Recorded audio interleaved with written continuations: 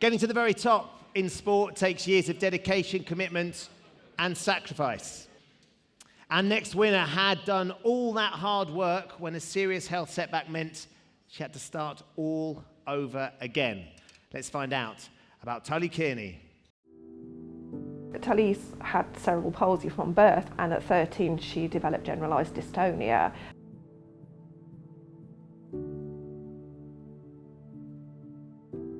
One day her dad just sort of lowered her in the pool and she did some doggy paddle to the side, and that was it. She loves the water, and I think, it's just become a big part of her life. Once I started to get into swimming, I realised that I was actually fairly good at it, and I really wanted to push and see what I could do.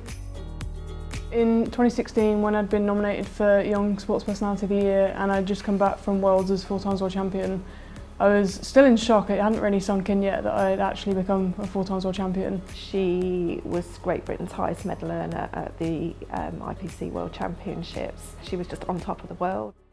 Tully was set to travel to Rio for the 2016 Paralympics as one of Team GB's brightest medal hopes, when her sporting dreams crashed around her. A sudden and savage deterioration in her condition left her unable to swim, let alone compete. She suddenly had this massive deterioration in her condition. It was very sudden. I was trying to swim and I could do like maybe 1 length, but I just couldn't really move my arms. Once her condition deteriorated to that extent, it was really difficult to see how she could ever compete competitively again. We tried to build her back up in time for the games in Rio, but unfortunately she just wasn't able to go. I'd been training for about 10 years of my life, all leading up to this point, and it just crashed. Basically at that point I thought my career as an athlete was over and I was just lost. I didn't know what I was anymore. It was a really difficult time. She had to learn to swim again with a much greater impairment than she had before.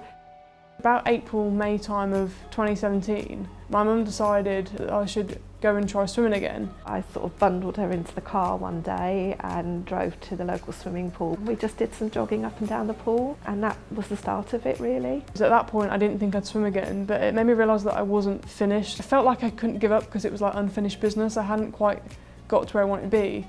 In 2018 I went to my first Europeans and I came back with a gold and a bronze, and it was just absolutely amazing. The medal meant so much more than any other because I'd had to overcome all this. She wanted that medal and she went out and got it. It took a little bit of time, but she got back in, she persevered, and she's got back to being as successful in a new class as she was in her old class.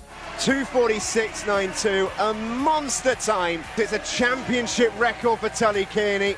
I think Tully is a very inspiring person, and I think she's shown that you can overcome obstacles in your life, and that's something I'm really proud of her for. Please give it up for the inspirational Tully Kearney. Hello, Tully. Congratulations.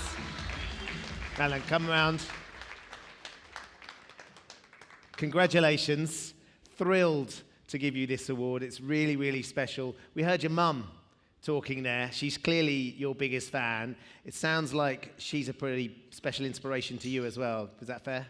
Yeah, I definitely wouldn't have started swimming without her, to be honest. She's the one that drove me to the pool every single morning. We'd wake up at like 4 a.m. and we did that consistently for about 10 years, so without her I would never have even been able to train to start with. Amazing.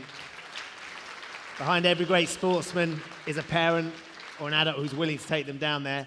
But I can't begin to imagine, Tully, having just got to that incredible level to suddenly go back to square one again. And as your mum said in the film, she bundled you in the back of the car and she took you back down there. How hard was it for you? It was so difficult because I was at the point where I didn't really want to try, because I thought in my mind it's better not to try and not know than to try and fail. I didn't want to face the reality that I might not actually be able to swim anymore because it had been so much of my life. And so that moment when you got in the pool and actually you could still do what you thought and you had a bit more energy, what was that like? It was amazing. I think growing up, because I spent so much time in the pool, I was spending about 30 hours a week training. As my condition was getting worse, it really helped my mental health. It gave me something to focus on. And when that was taken away and my condition got a lot worse, I really didn't know what to do with myself. I was really lucky that I still had university and had the help of my friends, family and MMU sport. But it was a really tough time. So once I realised that I could actually still swim and I found a way, and I got reclassified and realised that I could actually still be competitive. It was just a dream come true. I didn't actually think I'd ever be in this position again. So you got your it's focus amazing. back. You knew what you were aiming for. So what is next? What's the plan? I think because of the rocky start my career's had, I don't ever want to put too much pressure on myself and get my hopes up too much. So it's quite hard looking forward to Tokyo because I don't want to miss out and go through that disappointment again. But really, my biggest aim now is to raise awareness of dystonia. And as patron of the Dystonia Society, I want to show people dystonia that dystonia doesn't mean that you have to give up what you want to achieve. Doesn't mean you have to give up on your dreams. You just have to adapt. Yeah, undoubtedly. Very wise words.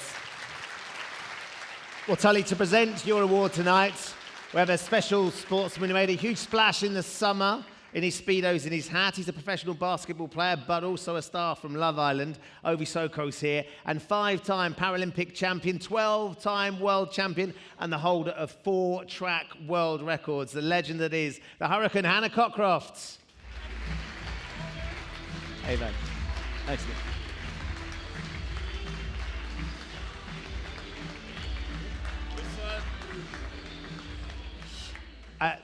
Can you imagine Hannah having been at that stage, ready to go, and then suddenly having to go back to square one? I can't imagine preparing for Rio and not actually getting there. That must be absolutely soul-destroying. So the courage that you've had to pick yourself up and go back and put all that work in, you know, it's not easy. A lot of people go, oh, you know, athletes, you just go and do what you do for a couple of hours a day and then you go and sleep. It's not like that. It's really hard work. And the fact that you didn't get the pinnacle when you got there, you know what, I fully believe that we're going to see you next year in Tokyo. I know we're going to see you do incredible things. And I saw you doing a bit of race running up there, so hope to see you on the athletics track soon as well. Ovi, you take that.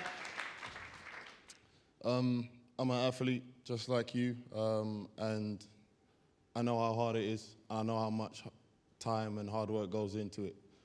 So just the fact that you're able to bounce back from a setback and not let anything like that stop you, I think that speaks a lot to the person you are, and that's way bigger than sports. That's life, and I think we can all learn from that. So, congratulations.